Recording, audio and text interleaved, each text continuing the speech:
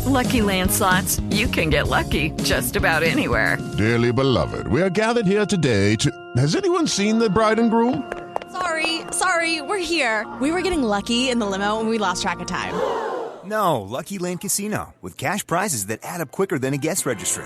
In that case, I pronounce you lucky. Play for free at LuckyLandSlots.com. Daily bonuses are waiting. No purchase necessary. Void where prohibited by law. 18+. Terms and conditions apply. See website for details. Hi there. It is Eric Erickson here. It is my show, and I am so glad to have you with me. I hope the weather's beautiful where you are. It is for me here, but gosh, it's gotten chilly. In fact, so I went out this morning, got Chick-fil-A for breakfast, and on my way, my neighbor calls and says, do you have a pressure gauge for your tire? And I did, and it broke. The little thing that pops out, it just shot off the thing, and I haven't gotten a new one. And same thing had happened to her. She said she was getting a low tire warning. I, too, was getting a low tire warning. And it's because of the cold. It's cold in middle Georgia and North Georgia. It's chilly, which is great. But it does complicate things for bourbon and cigar nights on Sundays because I got to have the outdoor heater on, which is fine. And then eventually it gets so cold, you have to decide, do I really want that cigar or do I just want to sit on the back porch where it's warm? In any event, we must move on. I want to spend some time here talking to you about something that you're probably not going to get a lot of people talking about. In part, you're not going to get people talking about this because of the implications and the denials and the like. I think this is a subject that we probably need to put more attention on and devote more attention towards over time. This is from the Financial Times. Here is the headline from the Financial Times. China tests new space capability with hypersonic missile. Launch in August of nuclear-capable rocket that circled the globe took U.S. intelligence by surprise. China tested a nuclear-capable hypersonic missile in August that circled the globe before speeding towards its target, demonstrating an advanced space capability that caught U.S. intelligence by surprise. 5 people familiar with the test said the Chinese military launched a rocket that carried a hypersonic glide vehicle, which flew through low-orbit space before cruising down towards its target. The missile missed its target by about 24 miles, according to 3 people briefed on the intelligence. But 2 said the test showed that China had made astounding progress on hypersonic weapons and was far more advanced than U.S. officials realized. The test has raised new questions about why the U.S. often underestimated China's military modernization. We have no idea how they did this, said a 4th person. Now, what are hypersonic vehicles? Let's first put this on the table. They are essentially missiles that orbit the Earth under their own momentum about 5 times the speed of sound. They're slower than ballistic missiles. But a ballistic missile, when it launches, follows a parabola. It follows an arc in the sky, like a rainbow that arcs across the sky. And based on how the missile takes off and the arc, the parabola by which it is flying, you can guess fairly accurately where that nuclear missile is going to land. It's different with the hypersonic suborbital glider.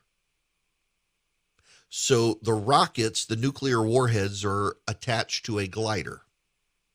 A rocket launches it into space, and under its own power, under its own momentum, it orbits the Earth.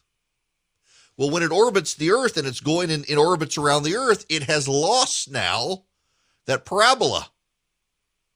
You can no longer guess where it's going to land. And then suddenly, the glide vehicle, which has wings and flaps, comes through the atmosphere and it steers. It banks to the left. It banks to the right. It dives. It goes up. And then it launches the rockets. And it does so rapidly, 5 times the speed of sound, with no launch warning available, because you're not seeing a ballistic missile via satellite. You're not seeing the ballistic missile. This thing is at the level of the satellite, so the satellites can't see it, and away it goes, and it launches its warheads.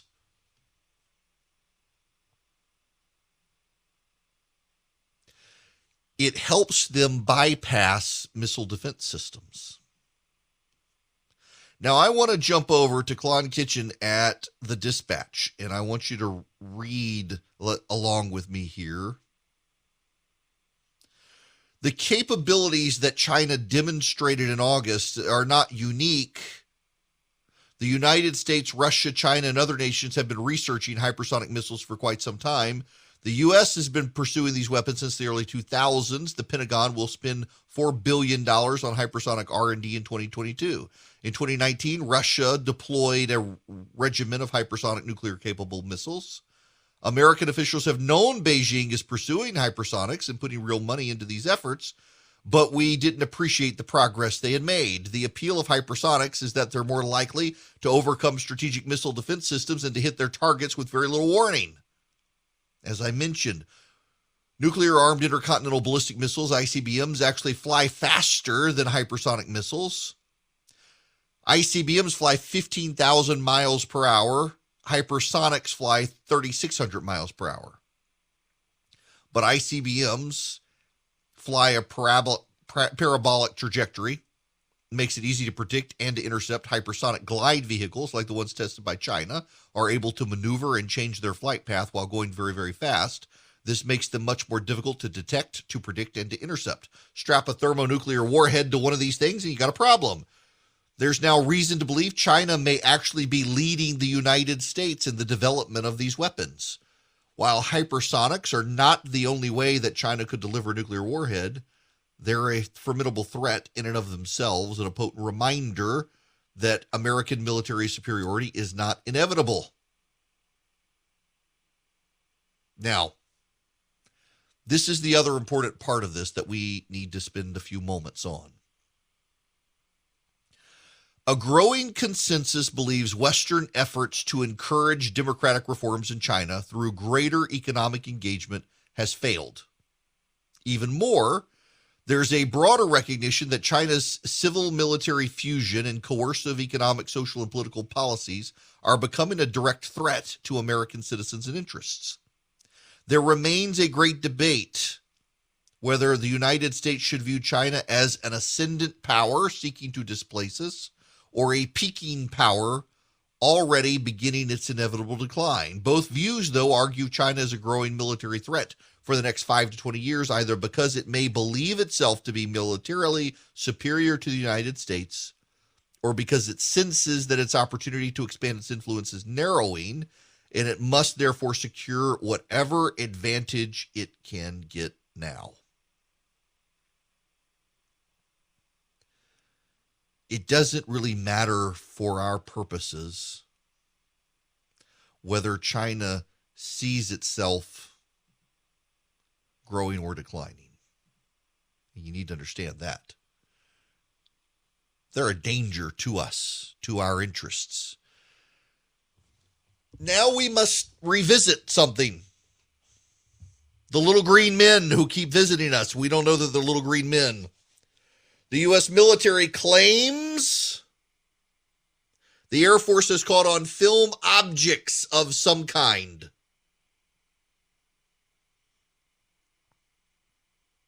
They move rapidly. They can pivot 90 degrees.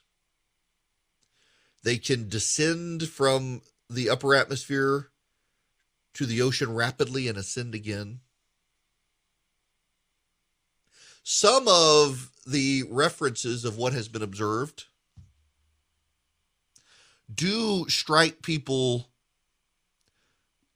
as something that sounds very familiar to old ancient sightings that have never been explained. And people think maybe it is aliens. The more likely scenario is that the Chinese have leaped ahead of us. The more likely scenario is that China has developed drones capable of flying in ways that they couldn't if there was a human pilot, but since there's not, who cares? It can't be a coincidence that these sightings are happening at a lot of military installations around the world and pestering American sailors at sea. It can't be a coincidence that that's where they're seeing. Now, I will tell you this. I had Mike Pompeo on a while back. He had been the CIA director before becoming the Secretary of State, and he says that for reasons he can't go into, he does believe we're still technically ahead of China. And he does believe that there are some explanations for these vessels we have seen, but some of them still lack explanations because they seem to defy the laws of physics as we know them. And I take him at his word on that. I also have had conversations with people in the military who tell me that we are reporting the encounters, but that other countries, including China, are experiencing the encounters that we're experiencing. And if China is encountering the same objects, then perhaps it is not China. There is a problem, though, that has not been very widely reported. During the Obama and Trump years, towards the end of the Obama administration in particular was the height of it, there was an incursion into our military databases and intelligence databases from abroad.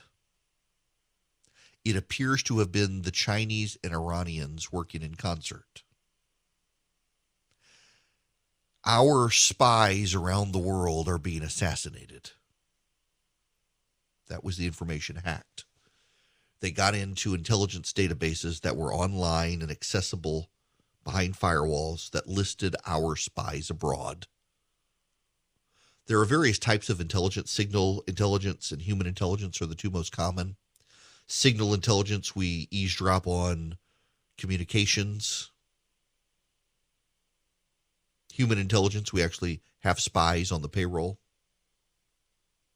China and Iran appear to be murdering, assassinating our spies. So maybe China has leapt ahead, having killed our spies. We don't know. That seems very likely. But also, it seems very likely that China has a lot of other problems.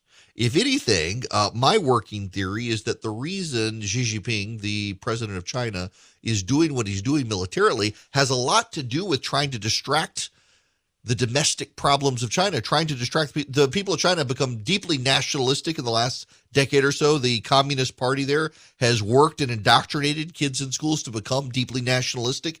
And as they do so, it's easier to turn them on other countries. As the situation in China deteriorates, he blames the United States. In fact, hang on a second. I think Philip or Charlie 1 in show prep found me an article. Where is this? Yeah, Philip found this one. A Chinese propaganda film is the bestseller in China. It's set to become a box office phenomenon, the highest grossing film ever. The Battle of Lake Changjin, funded by the Chinese government, debuted on the eve of a national holiday, and it's about the defeat of the U.S. Army by China. It's a propagandistic film. It seems very clear where China is headed. But the question is, are they ascendant or are they descending and trying to stave off the inevitable? And here the phone number is 877-97-ERIC, 877-973-7425. Okay, let me take these views. There is one in Foreign Policy magazine, and the headline is China is a declining power, and that's the problem. The United States needs to prepare for a major war, not because its rival is rising, but because of the opposite. Why do great powers fight great wars? The conventional answer is a story of rising challengers and declining hegemons. An ascendant power, which chafes at the rules of the existing order, gains ground on an established power, the country that made those rules. Tensions multiply, tests of strength ensue. The outcome is a spiral of fear and hostility, leading almost inevitably to conflict. The growth of the power of Athens and the alarm which this inspired in Sparta made war inevitable, the ancient historian Thucydides wrote, a truism now invoked ad nauseum in explaining the U.S.-China rivalry. The idea of a Thucydides trap, popularized by Harvard political scientist Graham Allison, holds that the danger of war will skyrocket as a surging China overtakes a sagging America. Even Chinese President Xi Jinping has endorsed the concept, arguing Washington must make room for Beijing. As tensions between the U.S. and China escalate, that belief that the fundamental cause of friction is a looming power transition has become canonical. The only problem with it is it's wrong. There indeed is a deadly trap that could ensnare the United States and China, but it's not the product of a power transition. It's best thought of as a peaking power trap. If history is any guide, it's China and its impending decline that could cause the problem. China, in fact, has a number of issues whereby it looks like it could be declining. Now, there is an alternative view. You should know that China is surging and China is dominant, and that's why China all of a sudden feels emboldened to go after Taiwan. They view us as weakening, and they think the time is right for them to assert themselves on the world stage. But let me give you some interesting data. This is from Insider. 1/5 of homes in China, at least 65 million units, are empty. The amount of empty real estate is enough to house the population of France. If you drive an hour or two outside Beijing or Shanghai, you'll find something odd. The cities are tall, they are modern, they're in good condition, and they're empty. These are China's ghost cities. Their existence is well documented. In a prominent example, 60 Minutes ran a 2013 segment on China's ghost towns that opened with correspondent Leslie Stahl on a major road at rush hour, with barely a car in sight. But as China's real estate market has gotten to the forefront of the global conversation with Evergrande's $300 billion debt looming large, so too have ghost cities become a renewed source of interest. While they're a testament to China's reliance on real estate as a driver of economic growth and in its belief in the sector as a safe investment, their exact quantity is hard to define. There are entirely vacant cities in China. But wait a second. There's something else going on as well here. A number of banks in the West are starting to devalue China. Its currency is going down. Its economy is starting to go down. They're having cascading effects in China over their economy. So all of this is happening as China is trying to be dominant. CNBC has tracked China's 2021 gross domestic product forecasts for more than a dozen banks, and they're all putting them on the decline. China's going into an economic slowdown all of a sudden. It's got to find some way to pick up the economy again. Hi there. It is Eric Erickson here. The phone number is 877-973-7425. If you would like to be a part of this here program, I've got to touch on well, it should be a dangerous subject with any of you. If you're just joining me, I've been talking about China, and is China in decline or ascendant? Either way, it makes China dangerous. My suspicion is I'm in the decline camp. I don't think China would be suppressing so many people if it was ascendant. I think there are internal problems, economic and social problems in China that make it harder for the Chinese Communist Party to maintain control. But there's another aspect to this we should talk about. American corporations have been investing a lot in China. I dare say, had American corporations invested as much in the United States as China, we wouldn't have the supply chain crisis we currently have. But to be fair, we would have much higher prices for goods and services than we do because we outsource so much to be made cheaply in China. It has come with trade-offs. Now listen, I don't have a problem with the free market. In fact, I'm a big advocate of the free market. It has improved the lives of billions of people. Capitalism has lifted more people out of poverty than communism ever will. And we've been able to get goods cheaper, mass-produced goods cheaper, and of good quality typically, by relying on other countries to manufacture those goods. Gone are the days of an industrious United States where people are working in steel mills. That's just a reality. I'm sorry. Some people long for the good old days. They weren't as good as people mythologize them. At the same time, they raised costs. Things are cheaper now in part because of our offshoring.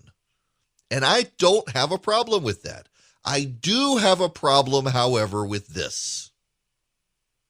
A lot of American companies didn't just get stuff manufactured in China for us. They want to be players in the Chinese market. Disney wants box office revenue from China. Disney wants to be there. The result is that Disney and its subsidiaries, ABC, ESPN, and the like, they have turned a blind eye to human rights abuses in China. They've turned a blind eye to persecution in China. They've turned a blind eye to concentration camps in China. And that's a problem. LinkedIn is the latest. LinkedIn is owned by, isn't LinkedIn owned by Microsoft now? I think so. Subsidiary company.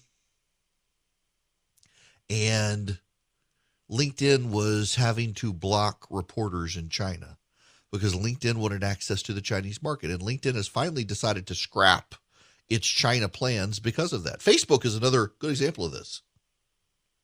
Facebook is a company that made inroads into China, and then the Chinese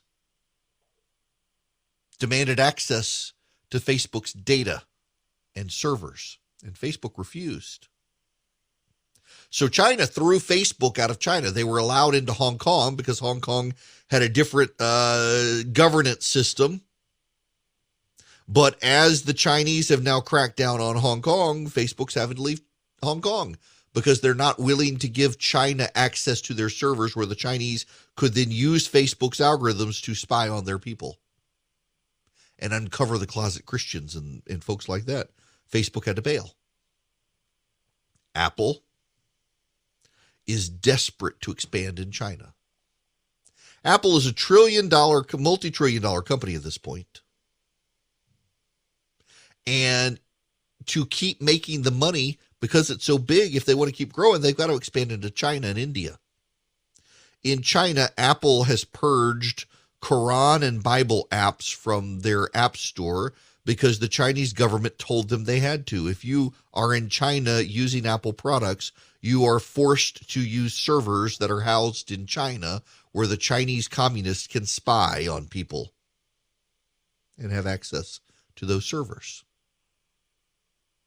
Nike is willing to lecture Americans on social justice and hire Colin Kaepernick. But Nike bends over backwards in China to placate the Chinese communists. The NBA and its all-stars want to lecture Americans on civil rights, and then have no opinion on the Chinese ruthless persecution of its own people because they're making billions out of China. At some point, American companies have to pick. At some point, American companies are going to have to decide, am I American or am I not? You can't be globalist. You want to be globalist, but you can't be. Wisconsin Representative Mike Gallagher is on the Armed Services Committee in the House. He issued a statement. We know from a recent Washington Post report that Phytium, a Chinese company thought to be the maker of the nation's hypersonic missiles, used American-derived technology to power a military supercomputer that models hypersonic flight. As a result, U.S.-derived technology produced by TSMC, a Taiwan-based semiconductor company that uses American cutting-edge chip designs, still enables Phytium's malign work. This needs to change. American entities have a clear choice. They can side with our country or they can side with the genocidal communist regime that now threatens our cities. They can't do both, and it's time to choose. This is from Klon Kitchen again at the Dispatch. Microsoft's Beijing-based Research Asia Lab is the company's largest outside of the United States, and it's credited with being, quote, the single most important institution in the birth and growth of the Chinese AI ecosystem over the past 2 decades. Beijing's near total control of public and private research and data within its own borders, including every bit and byte of data generated by Western companies operating in China, means the Chinese military is able to leverage this information for its own ends. It's time for American companies to pick. Some of them are not going to pick us. Some of them are not. That's just the reality. Some of them are so woke. And let's be clear here. One of the things that's happening is some of these companies have so many progressives who have ingested hate for their own country, they would be happy to go with China.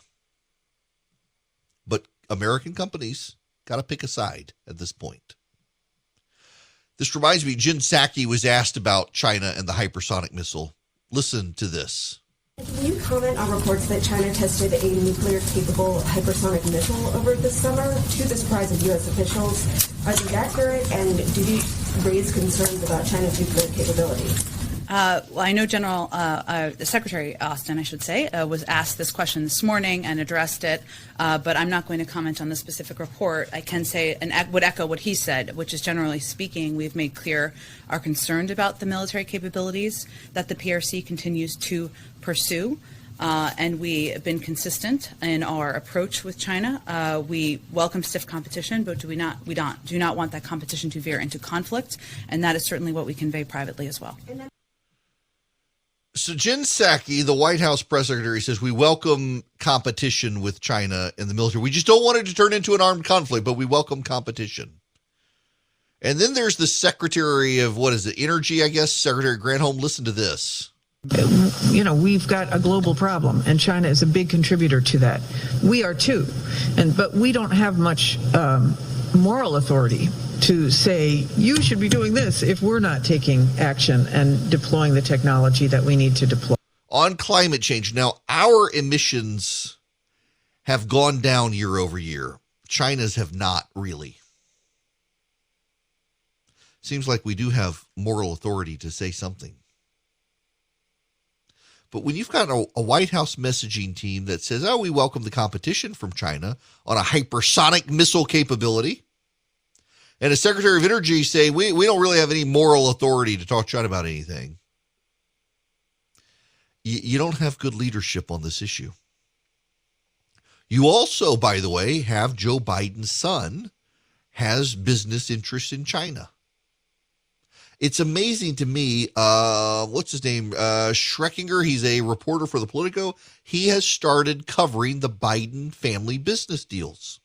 Things that conservatives were pointing out for a while, and in fact, that got blocked the New York Post from Twitter by pointing this stuff out from Hunter Biden's laptop. I want to play you this. This is I forget the guy's first name, Schreckinger. He's a reporter for the Politico. Listen to this. The big things that was sort of consistently surprising to me as I was reporting on the Bidens, both for Politico and in the course of researching this book, were the number of business dealings that relatives had over the decades that raised questions at the time or are raising questions now about possible conflicts of interest. And I thought it was worthwhile and fascinating to sort of integrate what I was learning about some of these more sophisticated business dealings with the sometimes folksy image that we have of Joe Biden and his family. The folksy business image, the potential conflicts of interest, all the, conservatives warned everybody about this. It's not just that Joe Biden's son has business dealings in China. It's that Joe Biden's advisors, including Ron Klain, have ties to think tanks that are deeply embedded within China and Chinese money. This is not to say, and nobody hear me say, I think these people are working for China. I don't think they are. What I think is happening, though, is that they have been fed a propaganda campaign by the Chinese, and they think the Chinese are wonderful. And, if only you hicks and rubes in flyover country were as enlightened as us, you would know that the Chinese are no threat and they mean us no harm, which is garbage. But this is where we are. This is where they are. This is the problem. I don't think that this administration, one, because of Biden family business dealings, and two, because of the people he's surrounded with who look fondly at China and China's ability to get stuff done, I don't think we have a clear picture of the threat that China is becoming. And again, it doesn't matter whether China is ascendant or descendant. Either way, it makes them a threat to us. And we don't have an American military, an American intelligence apparatus, or an American president who seem up to the job of dealing with China right now. Our intelligence was completely caught off guard. In fact, China came out and denied it had launched a hypersonic missile. Everybody knows it did. And our intelligence apparatus is like, well, all of our spies are getting killed because the Chinese hacked our servers and found out who our spies were. So we don't know. We don't have any way of knowing what's going on over there. That's a real problem.